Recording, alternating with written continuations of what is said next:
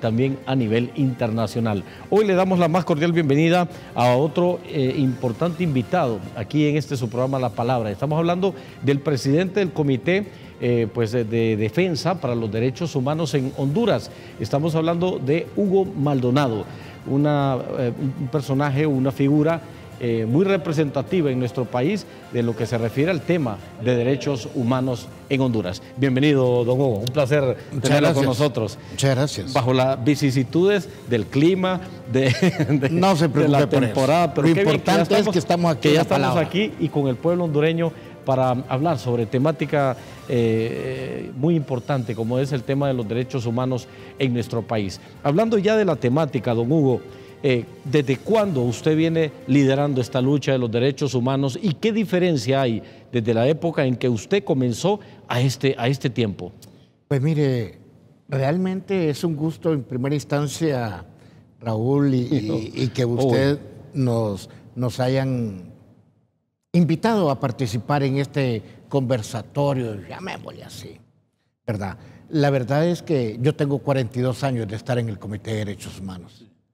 Precisamente fue un 13 de marzo de 1983 que yo ingresé como un activista común y corriente al CODE. Ahora, tengo entendido que usted venía de algunas luchas estudiantiles más atrás. Claro, en esos años yo era dirigente estudiantil, tenía mi propio movimiento en mi ciudad natal, Ocotepeque, allá en el Instituto Juventud Hondureña, donde libramos batallas de aquellas que se lideraban en aquellos entonces. Yo creé un movimiento estudiantil que se llamaba MERCE, Movimiento Estudiantil Revolucionario de Segunda Enseñanza, y monté una dinastía. Desde ese entonces era revolucionario. Yo soy un hombre de izquierda centro. Ajá. Amo la libertad y amo la democracia. No, y le digo revolucionario porque aunque uno sea revolucionario en ideas, pues es importante, ¿no? Ser progresista, ser más abierto a muchos temas. Totalmente de acuerdo. Entonces, desde ahí, y le diré algo, muy pocas veces lo he dicho en los foros, yo soy producto de la jornada nocturna de mi instituto en mi pueblo. O sea, yo estudié toda mi secundaria la estudié en la noche porque trabajaba en el día. Claro. Cuando yo ingresé, por ejemplo, a primer curso, yo ya era activista o ya tenía algún conocimiento del Comité de Derechos Humanos. Y bastante temprano, primer curso. Imagínese. Correcto. Muchos hipotes están pensando en videojuegos, en otras cosas, ¿no? Hoy en día. Sí, pero es que en aquel entonces no existían esas papadas, hombre. Era la pelota. No existía el teléfono. Sí. No nos distraía el teléfono, no nos distraía la computadora. O comenzaba así, en algunas partes habían computadoras de escritorio nada más, ¿verdad? Pero realmente mi niñez y mi juventud, creo que fue una juventud y una niñez muy agradable porque fue de estudio, de aprendizaje y sobre todo de trabajo. ¿Quién lo marcó a usted en esa época tan joven para pensar en que debería o que le gustaría dedicarse a la defensa de los derechos humanos? Todo es una cuestión meramente nada de estómago, sino que una cuestión nata. Le diré que en Ocotepeque hoy tenemos el privilegio de ver LTV, sí, de ver el otro canal, el otro. Antes, hoy vemos todo. Antes no se agarraba nada de televisión ahí. Ahí en Ocotepeque solo mirábamos Canal 2, 4, 6, 8, 10 y el 12 del Salvador. Yo me acuerdo cuando Tony saca ¿Ustedes tenían televisor? Pues porque sí. Recuerdo que mi mamá me contaba que ella de joven, y usted me imagino que son contemporáneos con mi mamá, me decía que iban a ver donde un vecino, porque no todo el mundo tenía televisor. Pero es que esa era la niñez. En la niñez nosotros íbamos a ver algún combate. Ajá. En aquellos entonces. Era una serie, ¿no? Una serie de combate de los norteamericana, sargentos. sí, sí. Correcto. Yo la recuerdo. Mirábamos el Capitán no sé qué, varias series así, y la íbamos a ver donde doña Lucita Estrada, que era la que tenía un televisor, porque la luz la cortaban en el pueblo a las 10 de la noche. Entonces íbamos a ver televisión, la serie que nos gustaba, y nos reuníamos ahí, y ahí tenían unas bancas. Entonces, y ahí comprábamos un chocobanano, un topoillo, le decimos allá en el pueblo, sí, o un pilón, o un churro, etcétera. Que no me acuerdo en este momento cuánto costaba, claro, a lo mejor 5 centavos. Sí, por ahí. En aquel entonces, ¿verdad? Y ya nos sentábamos y todos guardábamos silencio para ver la serie. Y mirábamos, todo dependía del día, porque los días, claro, ya estaban programados qué día daban a Tarzán, por ejemplo, con este señor Welsemüller, el primer Tarzán. Es correcto, la serie, y, en fin, varias. Mi mamá dice que pagaba 5 centavos por ver televisión de una vecina. Yo no me acuerdo cuánto pagaba. pero le digo, pero yo creo que cómo sí han cambiado claro, las épocas, y desde ese entonces usted ya, y tempranamente, pues en primer curso, ya usted ya le tenía aquel gusanito de la defensa de los derechos humanos. Pero es que yo estudié adulto, la secundaria. Yo salí en 1979, cuando el maratón fue campeón, por cierto.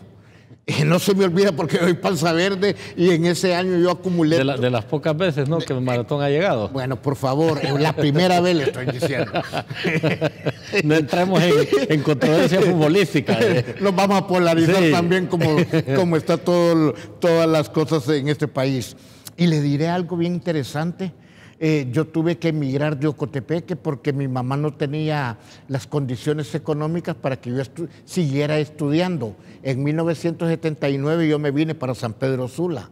79, 80, 81, 82 y 83 yo estuve en San Pedro Sula. Entre el 81, 82 y 83 yo ya me metí a fundar la colonia La Unión en San Pedro Sula. La colonia La Unión. Entonces, con aquello de... estaba cipote, totalmente. Ahora usted sí vivió la época fea, correcto, de la persecución a defensores de derechos humanos y a dirigentes estudiantiles. Y la sufrí en carne propia. ¿Tuvo algún atentado o algún...? En 1984 yo fui detenido por el 316. Muy conocido en esa época. Obvio, sí, claro. Lo lideraba el ex director de la policía, que ahora está guardando prisión en Estados Unidos, Juan Carlos El Tigre Bonilla. Estaba también, sí, era miembro de él, y estaba, creo, el capitán este que se fue para España, Billy Joya. Pues había muchos de esos líderes de la policía, del ejército, porque todo se trataba a nivel de ejército, y fui capturado por elementos de la Dirección Nacional de Investigación, DNI. Fui torturado, fui vejado y todas las cosas que se pueden imaginar. Páreme ahí esa partecita, don Hugo. Cuénteme, ¿cuál era el resquemor en ese momento, la incomodidad de ese gobierno, mejor dicho, que recuerdo que estaba al frente de las Fuerzas Armadas Álvarez Martínez, si no me equivoco? Como jefe de las Fuerzas Armadas. Como jefe de las Fuerzas Armadas. Es correcto. ¿Por qué Hugo Maldonado ya en ese entonces, a una temprana edad, se volvió piedra en el zapato para ese gobierno? El problema es que yo ya era dirigente patronal, con la inocencia y todo, pero esto de servir no es una cuestión de estómago, es una vocación. Tratar de ayudar a otras personas. Ya estábamos fundando la colonia, lo que es hoy la colonia La Unión en San Pedro Sula, y ya éramos parte de esa dirigencia del patronato de la colonia La Unión, y desde ahí nos empezaron a fichar fichar que éramos de ese tipo de personas que... O sea, a esas personas, por ejemplo, que dirigían patronatos, sindicatos y todos los que estaban ligados Claro que sí. a movimientos sociales, Es correcto. eran tildados, me cuentan, bueno, yo recuerdo que mi mamá me contaba que a todos los tildaban como izquierdosos. Como de la izquierda. Ajá, y un temor para las Fuerzas Armadas de Honduras en ese entonces, porque estamos en medio de la Guerra Fría todavía. Mire, yo creo que todo fue un aprendizaje ya, inclusive en 1984, como le establezco, yo tuve un atentado, estuve privado de mi libertad, fui torturado, fui vejado en todos mis derechos, etcétera, y le diré que, pero ya había recibido, como quien dice, la semillita de los derechos humanos en una terraza de un hotel de San Pedro Sula, cuando el doctor Ramón Custodio nos invitó. Mire que ese día pude haber sido apresado yo, ese día que estábamos ahí, porque el 316 rodeó el hotel y con una morguera, a lo que hoy le llamamos morguera, que eran los carros que utilizaba el 316 en aquel entonces, nos quiso capturar. Y solo capturaron al presidente del patronato y no me capturaron a mí porque la agilidad de un cipote, usted sabe. Usted logró escapar.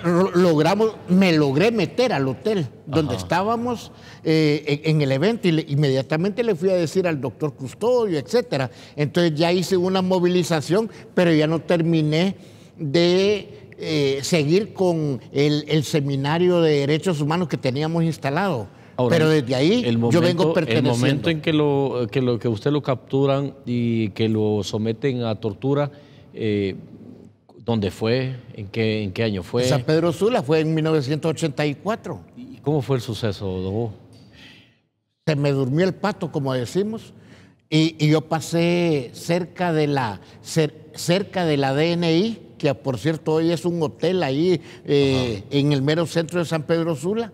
El problema de nosotros es que desde ese momento nosotros ya éramos pequeñas figuras públicas en las radios de San Pedro Sula. DNI es el DIN, le decían. Correcto. El DIN. Es que ha cambiado de nombres, pero yo es que, ¿sabe por qué me acuerdo? Porque yo cuando uno escuchaba de jovencito el DIN, uno le daba temor, le daba temor. Era como cuando andaban reclutando, ¿verdad? Otra cosa. Decían que andaban reclutando y usted salía hecho un clavo para la casa. Entonces, yo pasé cerca de las oficinas del DIN ese día y me capturaron. Pasé como a una cuadra y como que ya mi foto ya andaba en los teléfonos de ellos. ¿Y qué le decían ustedes los policías? ¿Por qué lo capturaban o no le decían nada? Me vinculaban con el asesinato, con la banda que había matado a John Fisher Kennedy en 1963. Yo ni había nacido. Sí, imagínese. Ahora, y luego que lo llevaron a alguna celda. No, claro. ¿Y qué le hicieron? Me tuvieron privado de mi libertad como 8 días. ¿Lo golpearon? Claro. El cigarrillo lo apagaban en mis orejas. Me amarraban me quitaban la ropita que yo tenía y me ataban a sillas. Atrás y adelante y golpeaban mis testículos. Pues. Es correcto, sus partes íntimas. Y me ponían el polo negativo y el positivo en cada oreja. Choques eléctricos. Entonces yo creo que sí se me rodaban las lágrimas, claro, pues, obvio, por aquella situación. Pero aún... ¿Pensó que iba a morir en esa época, en ese momento? Pensaba más en la vida que en la muerte. ¿Sabe por qué? En aquel momento estábamos... conocíamos de toda esta situación de la Guerra Fría, la captura, la tortura moralmente, y toda la cuestión. Lo pudieron haber derrotado o sometido físicamente, pero moralmente usted sintió que más bien eso lo fortaleció. Le voy a contar que ahí en la celda donde a mí me metieron, me tenían como que las demás celdas estaban muy ocupadas y me metieron con un muchacho que yo conocí en ese momento. Y ese muchacho era el hijo del doctor Mario Catarino Rivas. Dispénseme que diga los nombres, pero para mí significó mucho haber estado con ese muchacho ahí. Vos cipote, me dijo. ¿Y vos qué onda con vos? No, ahí me están vinculando con un asesinato, que no sé qué, le dije yo, y me traen aquí. Claro. No, hombre, ¿y cómo te llamas? Fulano de tal. ¿Y en qué te puedo ayudar? No, que le digan al doctor Ramón Custodio que yo estoy aquí detenido. Díganle que Hugo Maldonado. Y el cipote lo pusieron en libertad. No, es que a mí mi viejo ya me va a venir a sacar. Mi padre me dijo, es el doctor Mario Catarino Rivas. Mario Catarino Rivas, sí, que hoy el hospital de San Pedro Sula lleva su nombre, ¿verdad? Entonces, cuando me dijo doctor, dijo, este doctor ha de ser amigo del doctor Custodio. Yo no sé si por A, por B o C, pero la situación está que 6 días o 7 días que yo estuve allí, a mí me pasó de todo, de todo. No comí un plato de comida. Temiendo que lo fueran a envenenar. No. No tenía ánimo para eso. No nos daban alimentación. No les daban nada. No, lo único que hacían era que me tiraban, así ve, tiraban las charolas. La cáscara de la sandía, me tiraban la cáscara del melón, me tiraban cáscaras de mango, así. Y eso me tocaba comer. Claro, para poder sobrevivir. Para mitigar el hambre. ¿Sabe qué me dijo el médico cuando yo salí y que me llevaron creo que me llevaron al Seguro Social? O no me recuerdo dónde, pero a mí me llevaron a eso te salvó la vida, me dijo. ¿Sabes por qué? La humedad, el agua que tiene la fruta. Y además de eso, que es muy húmedo y todo, entonces me dijo, cada vez que comías eso, no te caía pesado al estómago, sino que era precisamente lo que pudieses haber comido durante esos 8 días. Me dijo el médico. Entonces fue una experiencia muy dura, triste. Me di cuenta que era la tortura, me di cuenta que era la detención y me di cuenta que los militares en aquel entonces no estaban jugando. No me desaparecieron porque fue público la situación y toda la cosa. Siento que el doctor, yo no conocía al doctor Catarino Rivas, siento que él hizo alguna bulla, siento que este cipote también ayudó. No lo volví a ver, no lo conocí a los dos, solo ese día que solo sabes que, bueno, pero que también le salvó su vida, pues. Le ayudó para... Por eso lo digo así públicamente. Muy pocas veces se me ha preguntado esto, pero yo siento que el hijo del doctor Catarino Rivas le dijo a su padre y el padre algo tuvo que haber hecho. Claro. Solo recuerdo que cuando llevaba 5 días de estar metido ahí, un dirigente de los vendedores estacionarios de San Pedro Sula me mandó un jugo. Me mandó 2 jugos con 2 galletas Club Social. Nada más que con un tape así y decía Hugo. Entonces me las pasaron. Eso fue todo lo que me pasaron durante los 8 días que estuve ahí. El problema es que como ya mi detención ya era pública, entonces me metieron con unos campesinos que llevaron no sé de dónde, ¿verdad? Entonces, cuando me pasan ahí, había una persona que lideraba la celda. Y como yo ya estaba dado, me quitaron un jugo, me quitaron una galleta, y la otra tuve que compartirla con otro privado de libertad juntamente con la mitad del jugo. Por lo consiguiente, yo solo me tomé la mitad del jugo y la mitad de galleta. Eso fue todo lo que yo comí, digamos así como de sólido. Claro. Don Hugo, desde ese momento entonces usted arranca con esta carrera, me imagino, junto a don Ramón Custodio, que ya era un líder conocido en nuestro país. Allí me di cuenta que yo tenía que estudiar. Y fíjese que en vez de retirarme del movimiento de derechos humanos, más bien tomé más fuerza, más valor. Para tener más protagonismo. Eso sí, tuve un atentado criminal en ese entonces, allí, en la colonia La Unión, que me hizo emigrar de San Pedro Sula, volver a mi ciudad natal, donde mi madre, a Ocotepeque. Allá comencé a estudiar, a trabajar, trabajaba en el día y estudiaba en la noche en el Juventud Hondureña. Por eso le digo que soy producto de la educación nocturna. De la educación nocturna. Claro que sí.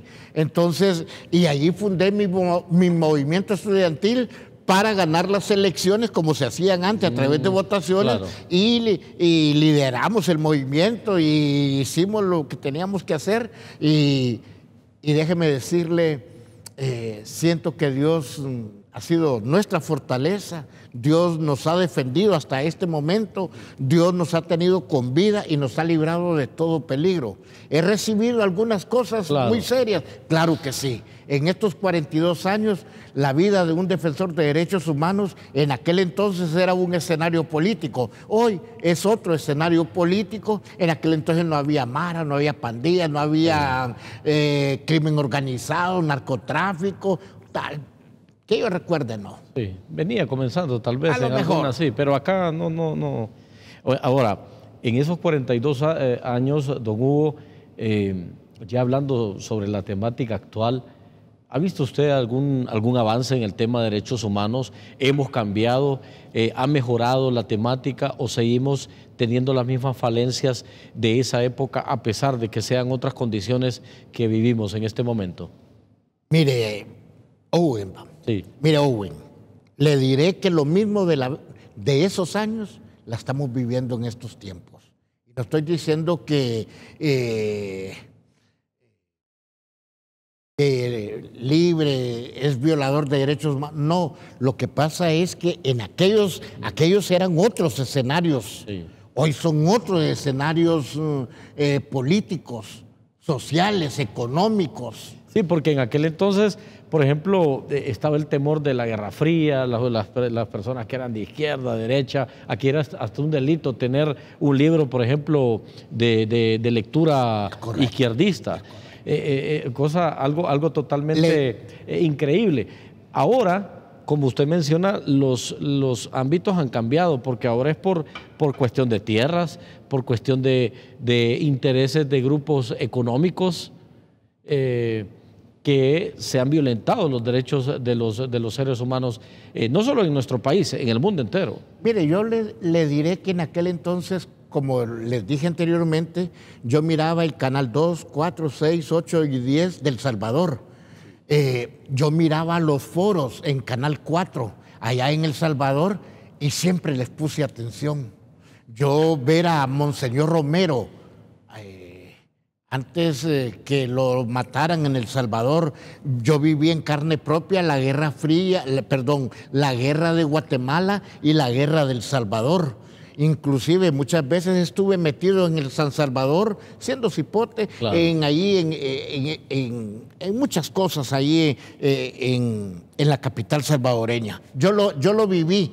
Yo estuve colaborando con ahí en Ocotepeque había un centro de refugiados que se llamaba Mesa Grande, en San Marcos de Ocotepeque, y que ahí se curaba a todos los heridos que venían del Salvador, y bueno, son otros 10 pesos explicar esa situación. Y estuve presente hasta que ellos regresaron de San Marcos de Ocotepeque en una caravana y se fueron a entregar a El Poy, que es la frontera Honduras-El Salvador, sí. Y de ahí ya ellos regresaban para El Salvador. Pero yo miraba, por ejemplo, a José Napoleón Duarte en aquel entonces, yo miraba a muchos personajes salvadoreños ver en la televisión, y yo me prendía y me ponía viendo la televisión. Qué bueno. Qué bien lo hacen. Qué bien lo hace, pucha. Pero jamás se me cruzó en mi mente que Dios me iba a permitir estar, por ejemplo, esta noche compartiendo con usted, mi amigo. Y hablando, ni mucho menos gusto, ¿no? ser presidente del CODE. Eso le iba a preguntar. Tampoco. Y ahora, ¿cómo se siente después de 42 años de esta lucha pues por la defensa de los derechos humanos en nuestro país, y que lidera pues una institución tan importante, don Hugo?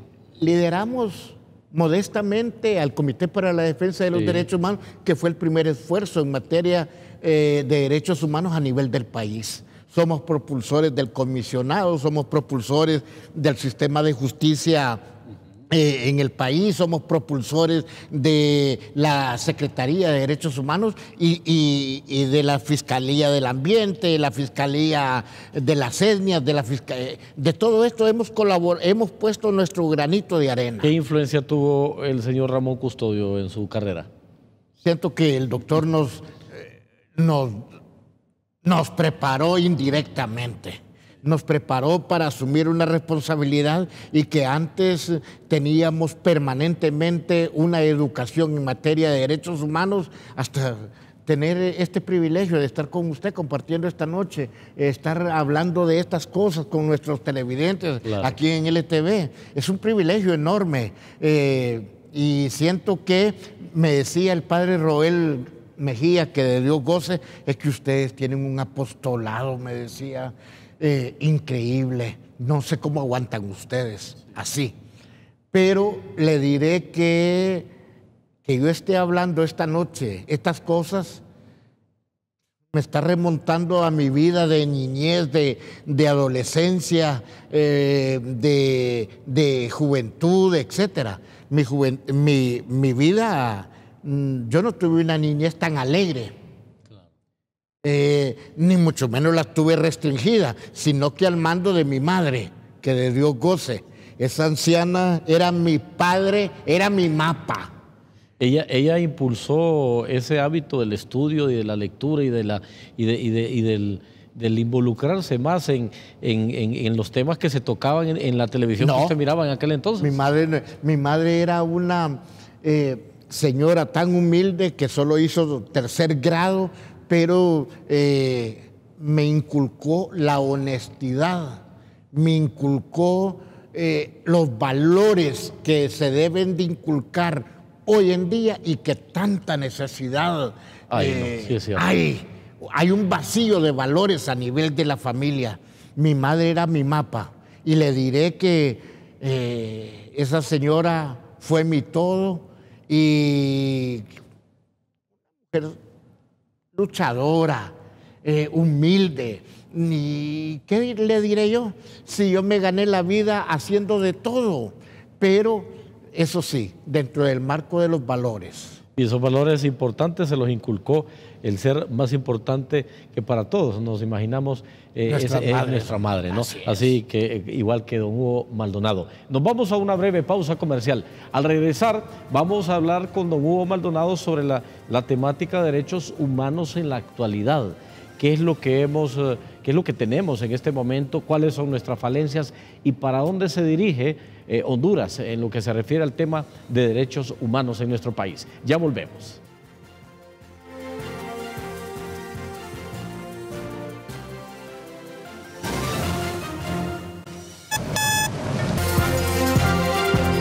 Bien, gracias a todos nuestros televidentes por continuar en este su programa de entrevistas a La Palabra. Hoy nos visita en nuestros estudios Hugo Maldonado, presidente del Comité Pro Defensa de los Derechos Humanos en Honduras. Don Hugo, cuéntenos ya en temas actuales de derechos humanos, ¿qué opina usted con este tema de la cárcel de máxima seguridad que se pretendía realizar o construir en Islas del Cisne? Ahora están buscando al parecer una posibilidad en tierra firme. ¿Cómo se maneja el tema de los derechos humanos en el sistema penitenciario de nuestro país? ¿Está de acuerdo o qué es lo que le falta a este sistema? Amigo Owen, mire, yo siento que todos los gobiernos han tenido un escenario político, social, económico, de cualquier naturaleza. Todos los que han sido gobierno han gobernado a su manera el país. La bandera de la presidenta Xiomara Castro ha sido la bandera de los derechos humanos. Desde un principio. Sí, el partido nació en las calles, el partido nació en eso que ella siempre... No olviden que somos resistencia, ¿me entiende? Sí, claro. Ahora no olvidemos que son gobierno. ¿Me entiendes? Sí, claro. Entonces, y que tenemos un compromiso, ellos tienen un compromiso para con la sociedad, desde el gobierno de la gente, desde el gobierno del pueblo. Entonces, siento que se ha avanzado, en cada gobierno se avanza un poquito, pero en cada gobierno también somos víctimas del sistema en que siempre hemos vivido en este país. Muchos aseguran que el sistema de Bukele, a pesar de que se ha ido de frente contra los derechos humanos o los representantes de derechos humanos en El Salvador, dicen que muchos sectores que ocupamos un sistema penitenciario como el de Bukele. Bukele no va a ser usted? eterno en El Salvador. Y las violaciones a los derechos humanos, a pesar que se han dado, pero le ha funcionado la situación de la seguridad a nivel de El Salvador. A tal extremo que El Salvador, los que entienden política van a entender lo que voy a decir ahorita. El Salvador ya está a punto de salir de lo que le llaman el Triángulo Norte de Centroamérica. ¿Por qué? No, yo me imagino... Está a punto, porque mire, con una economía que este próximo año solo va a ser... Se la van a pagar solos ellos. Ahí. Desde ahí va. Desde ahí. Me imaginé que por ahí Segundo, la situación de la seguridad pública en El Salvador, que es su bastión y su presentación ante el mundo entero, ha tenido un éxito. Y eso le valió la reelección a pesar de las irregularidades, ¿verdad? Las irregularidades del 85% de popularidad del pueblo salvadoreño. Entonces, la situación es que cuando le digo que lo van a sacar del Triángulo Norte, porque ahí estaban los tres países pobres. Bueno, es más, Centroamérica la dividió, el mismo Estados Unidos la dividió en dos sectores, en el Triángulo Norte y el Triángulo Sur. Sí, correcto. ¿Qué significaba el Triángulo Norte? Los que seguimos subsistiendo de la mendicidad internacional. Que la economía había estado girando alrededor del narcotráfico y había estado sobreviviendo de las remesas de nuestros hermanos de Guatemala, El Salvador y Honduras que tenemos allá afuera. Claro. Entonces... Y que más vale que los tenemos, porque si no, imagínese, ¿cómo estaríamos? Imagínese que se le ocurra a Estados Unidos, miren, hondureños, salvadoreños y guatemaltecos, el dinero que ustedes ganan en este país, disfrútenlo ustedes aquí. No pueden mandar nada. Y por 2 años, ustedes no van a mandar un peso. ¿Cómo vivirían nuestras familias? Se desploma la economía. No. Se desploma Honduras. Primero, yo pienso en las familias, cuántos cientos de miles de familias viven de esas remesas, que viven la economía del país. Esa debería ser una política de los gobiernos. Se acostumbraron a vivir de la mendicidad. Y recibiendo dinero prestado, regalado, pero que al final no solventa la problemática social, sino que se lo roban. Miren, Honduras, por ejemplo, su sistema penitenciario debe seguirse mejorando.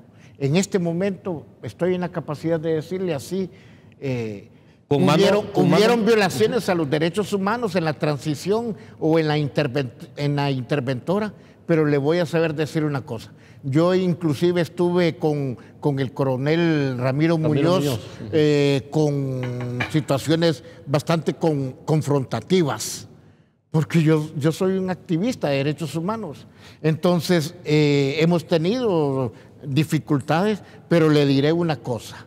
En el sistema penitenciario ahorita hay gobernabilidad y eso no tiene precio tampoco. O sea que usted apoya todas las medidas que hasta este momento se han tomado para que haya orden dentro del sistema penitenciario. Obviamente, nosotros hemos sido orden entre comillas. Nosotros hemos sido propulsores de un sistema penitenciario bajo el respeto de la égida de los mismos compromisos del Estado de Honduras. Nosotros no nos estamos inventando el agua caliente. Claro. Es el mismo Estado de Honduras que se ha comprometido internacionalmente.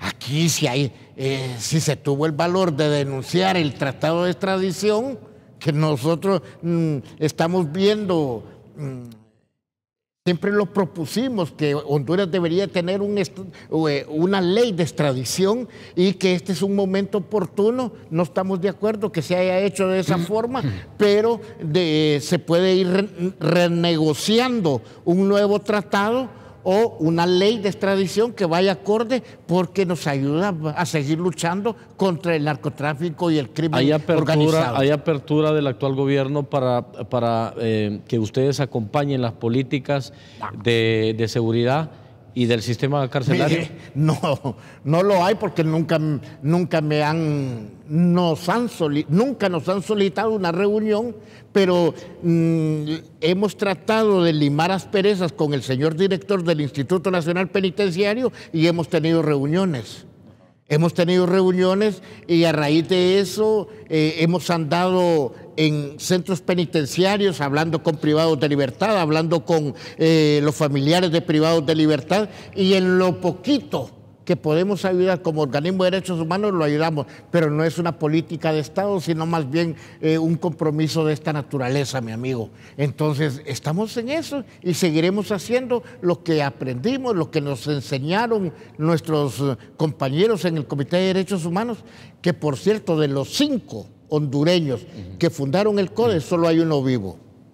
Bueno, gracias a don Hugo Maldonado por haber estado con nosotros esta noche, dándonos a conocer pues importante temática desde sus inicios y cómo se ha venido desenvolviendo en nuestro país el tema de derechos humanos y qué nos falta por delante por afinar en esta temática. Rápidamente, porque este es el esquema de este programa, don Hugo, vamos a hacerle 5 preguntas rapiditas. Me contesta con una pregunta o con una frase rápida, lo que se le venga a la mente, ¿no? En ese momento. El CODE. Mi familia. La presidenta Xiomara Castro. Buenas intenciones. Coronel Ramiro Muñoz.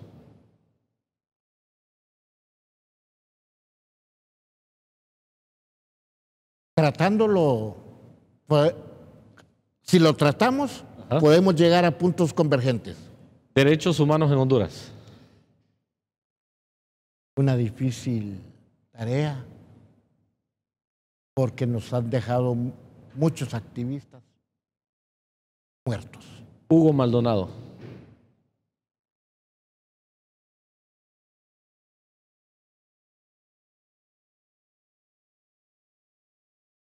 El que soy. No sé. Soy como soy, y Dios, doy todo de mí en favor de las causas justas. Un luchador incansable de los derechos humanos. Por ahí. Gracias, don Hugo. Encantado, un placer por haber estado con nosotros, con todos nuestros televidentes. Y a ustedes, pues como siempre, les invitamos para que continúen con la señal de LTV. A continuación, no se pierdan LTV Noticias Estelares. Buenas noches.